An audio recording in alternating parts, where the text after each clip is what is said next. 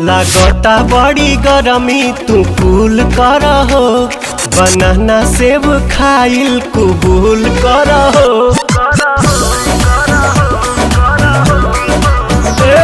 लागता बड़ी गरमी तू कूल कर हो, बनाना सेब खाइल कबूल कर हो। हट जानी सहटी जा तू सीना से भर जाता ढो